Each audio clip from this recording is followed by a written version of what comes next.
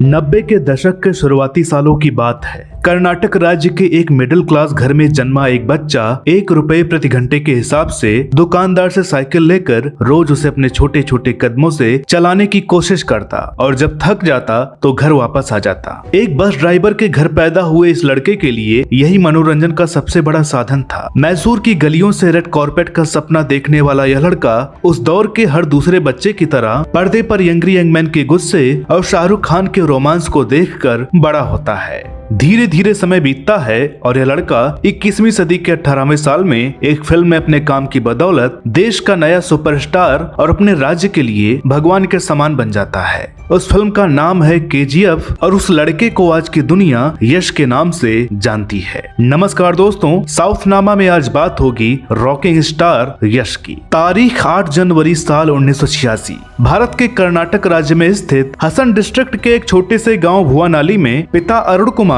और मां पुष्पा लता के घर नवीन कुमार गौड़ा का जन्म हुआ था। नवीन कुमार गौड़ा यानी यश के पिता KSRTC और BMTC ट्रांसपोर्ट सर्विस में एक बस ड्राइवर के तौर पर काम करते थे और इनकी मां एक हाउसवाइफ के तौर पर घर संभालती थी। यश के बचपन का अधिकांश भाग मैसूर में बीता था, जहां इनके पिता ने अपनी आमदनी से ऊपर उठकर अपने बेटे का दाखिला महाजन हाई स्कूल में करवाया था, जहां यश ने अपनी पढ़ाई पूरी की थी। यश ने अपने के इंटरव्यू में बताया था कि उनके परिवार को एक आदमी से मिले धोखे की वजह से एक समय पर पैसों की तंगी से भी गुजरना पड़ा था, जिससे लड़ने के लिए उन्होंने अपने पिता की एक दुकान में अपने स्कूली दिनों के दौरान सब्जियां और बाकी जरूरी सामान बेचने का काम भी किया था। यश बताते हैं कि इस तंगी से जूझने की लड़ाई में उनकी मां ने भी अपने परिवार का साथ दिया था और वो अपने दोस्तों के घर अलग अलग तरह के काम करने जाया करती थी। इसी बात से उनके मन में मां के लिए सम्मान कई गुना बढ़ गया, जिसके चलते वो अपनी फिल्म KGF में कई इमोशनल सीन्स को अच्छी तरह से निभा पाए थे।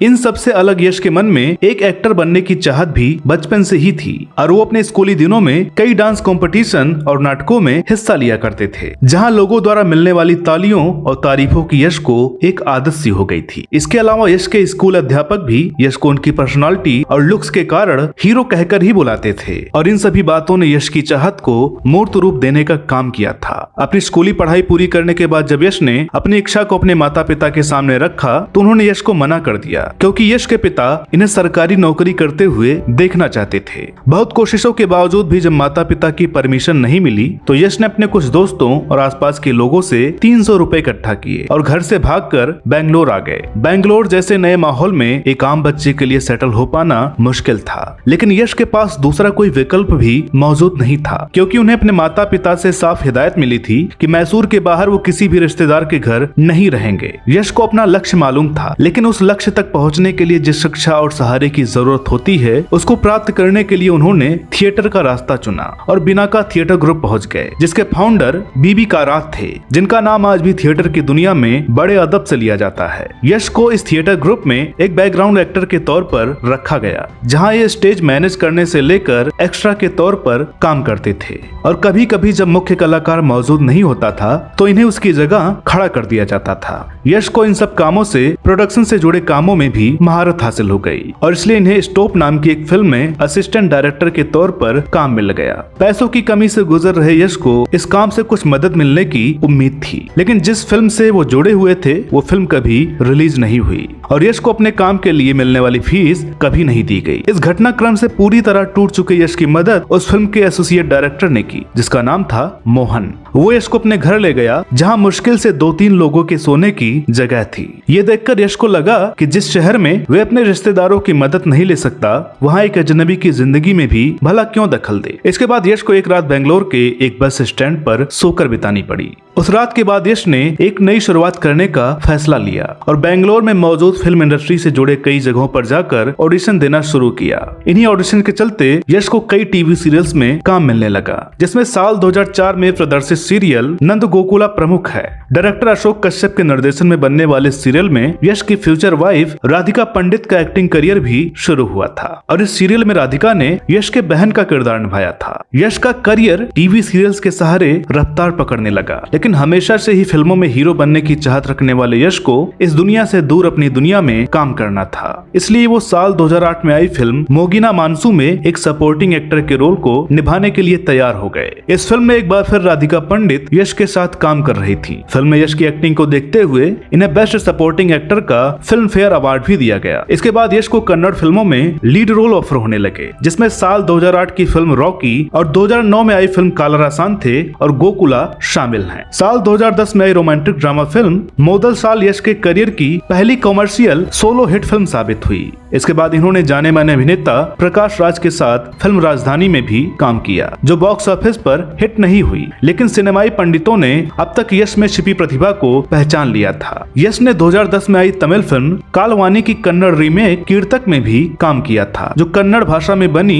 3000वीं फिल्म थी। इसके बाद दर्शकों ने यश की रोमांटिक छवि से हटकर की गई फिल्मों को भी पसंद किया, जिसमें साल 2014 की फिल्म गज केसरी भी शामिल है। इसी साल के अंतिम दिनों में रिलीज हुई film Mr and Mrs Ramachari box office पर 50 करोड़ की कमाई करने वाली कन्नड़ सिनेमा की कुछ चुनिंदा फिल्मों में शामिल हो गई थी। इस फिल्म ने यश को कन्नड़ फिल्म इंडस्ट्री के सुपरस्टार्स में शामिल कर दिया और साथ ही साथ यश 10 सालों में कन्नड़ फिल्म इंडस्ट्री में सबसे ज्यादा फीस लेने वाले अभिनेता बन गए। इसके बाद भव्य से अनजान यश ने मास्टरपीस जैसी कुछ फिल्मों की सफलता के साथ साल 2018 में प्रवेश किया, जिसके आखिरी महीने में कन्नड़ फिल्म इंडस्ट्री की सबसे महंगी और बड़ी फिल्म कोलार गोल्ड फील्ड यानी KGF रिलीज होने वाली थी। बेहतरीन सिनेमेटोग्राफी, शानदार डायरेक्शन और गजब के डायलॉग के साथ सभी कलाकारों की गजब की अदायगी का ही परिणाम था कि 80 करोड़ के बजट में बनी इस फिल्म ने शाहरुख खान की जीरो से क्लैश के बावजूद भी 250 करोड़ की कमाई की थी। लेकिन राजा मौली की बाहुबली के बाद रीजनल सिनेमा में किए गए सबसे बड़े प्रयोग को सफल बनाना इतना आसान भी नहीं था। आपको बता दें कि इस फिल्म में VFX का प्रयोग नाम मात्र किया गया है और यश ने अपने सभी स्टंट्स को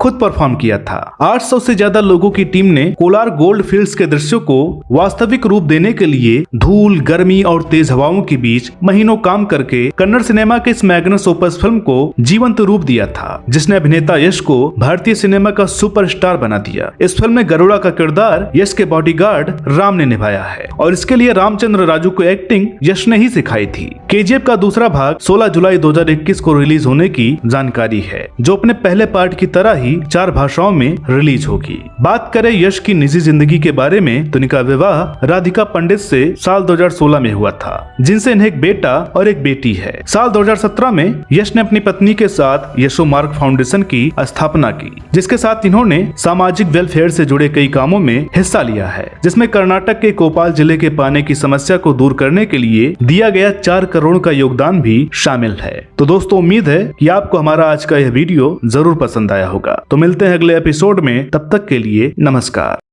पुण्य कथा सिया राम की सुनाने, गाथा महाभारत के महासंग्राम की गाने, अनेकों पावन पौराणिक कथाओं का लेके उपहार नारद टीवी आ रहा है आपके द्वार। नारद टीवी प्रस्तुत करता है नारद वाणी, सनातन धर्म की अनेकों अद्भुत गाथाओं और जानकारियों से भरपूर अनूठा मंच।